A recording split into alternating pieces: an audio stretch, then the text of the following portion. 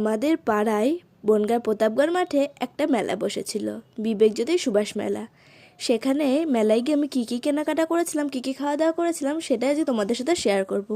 মেলায় প্রতিদিনই গেছি, কিন্তু পার্টিকুলারলি এই দিন গিয়ে কিছু কেনাকাটার খাওয়া দাওয়া করেছি, সেটাই আজ ভাবলাম তোমাদের সাথে শেয়ার করি। কিন্তু মেলাটা শেষ হয়ে গেছে আজ প্রায় 6-7 দিন হয়ে গেল। রিসেন্টলি আমার ভীষণ পরিমাণে গল্পের বই পড়তে খুব ভালো লাগছে, তো ফার্স্টে গিয়ে বইয়ের দোকানে চলে গেছিলাম। বইয়ের দোকানে গিয়ে বিভিন্ন বই দেখেছিলাম, সেখান থেকে কী বই কিনেছি সেটা তোমাদের সাথে লাস্টে শেয়ার করব। তারপর চলে এসেছিলাম এই প্লেটগুলোর দোকানে। এখানে প্লেট আর বিভিন্ন কাচের অ্যান্টিক জিনিসপত্র ছিল। এখান থেকে প্রায় আমি এই 3-4টে প্লেট কিনে নিয়েছিলাম, নিয়ে পুরো মেলাটা ঘুরে দেখছিলাম। আর মেয়ে বলে কথা, কানের দুলের প্রতি তো একটা আলাদাই অবসেশন থাকবে। দেন এই পুচকি পুচকি দুটো কিউট কিউট ক্লিপ কিনে নিয়েছিলাম। তারপরে চলে এসেছিলাম ব্যাগের দোকানে। এই ব্যাগটি কিনেছিলাম মায়ের জন্য। কিনে একটু লিপস্টিকের দোকানে এসেছিলাম, কটা লিপস্টিকের শেড কিনে একটা কিচেন কিনেছিলাম।